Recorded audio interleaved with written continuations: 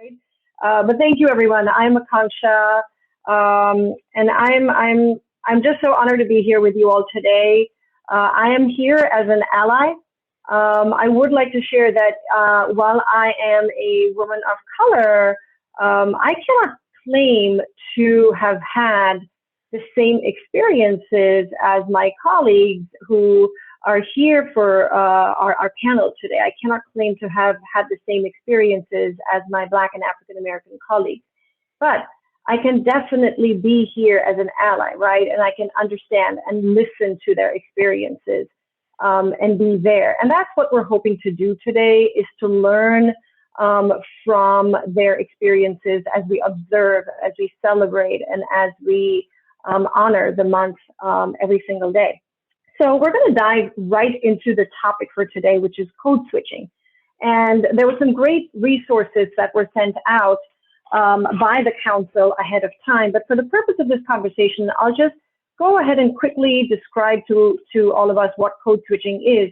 It is when we alter our communication, our dress, how we might behave, how we might present ourselves to optimize the comfort of others. And I'm just going to repeat that last part one more time: to optimize the comfort of others. To be honest, I am 100% sure I have made some change or done something differently to appease or to make the process easier. Now, there's truly no changing my outward appearance. My Blackness will always be Black. When I am in a room with people that do not look like me, that I still can stand up and stand for who I am. So I encourage all of us on the call, or whoever it may be, when you're in the room or in circumstances or situations where you may be a little unsure of yourself, be confident and live in the skin that you're in. You can't change it. No one can. You know, I'm grateful to have always felt welcomed and have always felt a sense of belonging in any room that I've walked in. But once I got with my peers and I started to hear a lot of these experiences and I started to dig deeper within myself, I challenged myself to question myself more and say, Tiffany, has there never been a time where you felt as though you felt the need to make an adjustment? Whether it may be because my accent, where I just wanted to not be so obviously Jamaican, or whether it may be because I know that I'm a minority in this room, and I want to make sure that I'm standing on an even playing field with all the other people there, or even the fact that I'm a woman. Have I never made any adjustment? And then once I dug deeper and I started to uncover different layers of myself, I said, of course, there's been many times, just even on my day-to-day, when I come to work with a consciousness that I don't have the privilege of having a day off. I have to show up every day with my A game as a leader and deliver. I had an early job, one of my first job when I was working in the suburbs. I came to the suburbs and started working. It was the Olive Garden. And I remember getting off one day. I had just got married, me and my wife, and she was at work. She usually come on her break and she picked me up. And that day was a nice day. And I decided, you know what, I'm going to walk home on that day. And I remember punching out, and I put my time sheet in my pocket and I began to walk, and no longer than like a block, I was pulled over by the cops. And the first thing they said it was like, stop what you're doing, stop going anywhere, you fit a description. And I was like, what do you mean by that? And at the same time, I remember talking to my wife on the phone, and I was like, babe, I think I'm about to get locked up. And she was like, she started franticking out, panicking. And I was like, and then the cop just put up the phone, hang the phone up. You fit a description. Where you going? What's your name? And the only thing saved me that day was because I had a time card from the Olive Garden that showed I just punched out 8 minutes ago. And he came out, I showed him, I said, listen, this is my timesheet. I don't fit any description. Here you go, right here. This is when I punched out. And he never even apologized. He just got back in his car and just said, just watch out, be safe. Just go ahead and go where you're going. And I was like, it still bothers me to this day, because I remember 3 years ago after the George Floyd situation, I remember senior leadership came to me and asked me if I wanted a job working for the company was Armstrong, and it was about an hour north. It was about 40 minutes north of where I live at. And I was like, wow, that's a great opportunity. We just taking it over. And then George Floyd happened. And it made me so afraid to drive further north at night or even come home at night, of the fear of me being pulled over and just being lost. And I remember sitting down with my wife and I said, babe, I really don't think I'm going to take the job because this is how I feel. And I just don't want to just disappear off it because of the situation, what was going on. And when I look back at those situations and I look at it now, it still have some impact on me to where I'm saying, wow, if I walk down the street, if I go anywhere, I fit a description. But the thing about it is, like I said before, I am Black. I cannot change that. I am Jamaican. I have an accent. I could come in the room any kind of way that I come in the room. And just to think about it, that there's still people holding that against me and my fellow partners, it sometimes blows my mind of how people act. Inclusion can be hard to understand if you've never been excluded. Inclusion can be hard to understand if you've never been excluded. And that's really what we're hoping to do today is change that, to create spaces where everybody belongs as they are, in their true, authentic selves. Thank you, Akasha. That's a very great question. There have been a lot of defining moments up until this point, but one that I remember the most vividly was in second grade. I am an immigrant, despite my accent. I came to the United States when I was 4 years old from Sierra Leone, and I had no idea that I was Black, and I had no idea that anything was slightly wrong with it until I came to this country.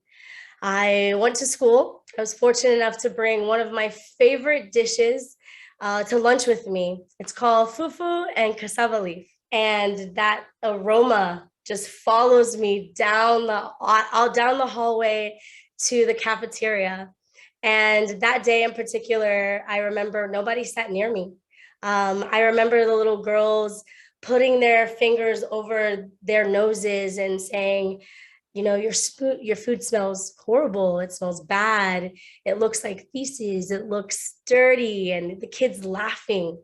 And I remember, as we talk about it, I go back to that place. I felt really small. I felt really insignificant. I felt powerless almost, because I was so connected to something that I enjoyed and I loved. Till this day is my favorite meal. But I remember having to decide, who do you want to be, Maxina? Like, what part of your culture do you want to celebrate? What part of who you are do you want to now invite other people into? And food is a love language for me. And till this day, I have the opportunity to now use a dish like that to invite people into my world, into my culture, into my background. I make it for my friends. I make it for my loved ones. And it's my love language. It's my way of using something that was almost super insecure for me, a moment that was very defining. And now this version of myself is very proud to stand here confidently and say that I'm proud. I'm proud of where I come from and who I am, and especially the dish that I brought to school that day, irregardless of how the kids made me feel that day. But I had to roll my shoulders up. I had to be confident. I had to, you know, still walk in that room. The aroma was there until after school. I had to hear about it the next day, but I had to be proud of who I am and where I come from. A lot of people think that you are your circumstance. And I want us all to know that some of us may look the same, but we all are not the same. We're all not the same. We're all individuals. And I think it's funny because when the question is asked and people respond, I don't see color, we see color. It's hard not to see color. Maybe you don't respond the same way to people of color, whatever color they are, but we see color. But with seeing color, see people uniqueness, see people for who they are and what they bring and what they can offer. give people the chance, regardless of whatever color they are. I always say, Black History Month is just a month, but it is our lives, is what we experience every day. And I often tell my daughter that you have the right to sit at the table. And with preparing for this, I had to remember I have the right to sit at the table, and I cannot allow my past experience to define who I am today. And I think that I allowed that so long by one thing that someone said, because what they said did not define who I was as a person. It showed me who they were as a person.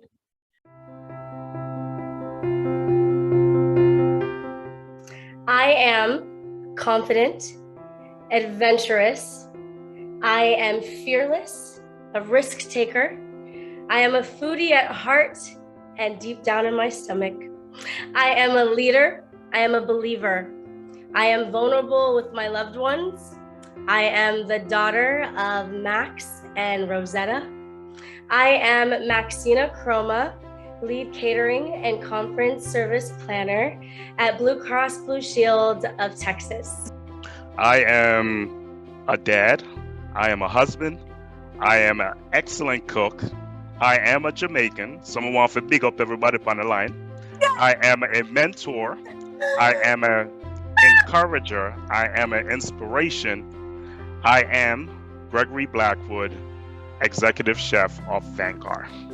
I am a wife, a mother, a daughter, a sister, a friend, a leader, a mentor.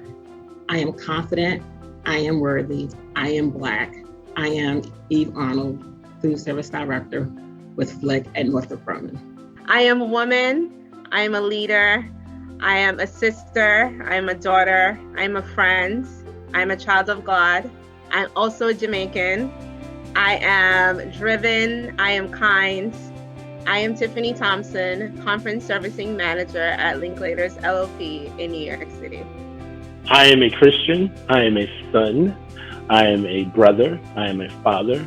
I am a husband to a wonderful wife. I am a leader and a friend. I am always hopeful. I am greater than. I am Jarvis Graham, Director of Dining Services, St. Mary's School, Raleigh, North Carolina.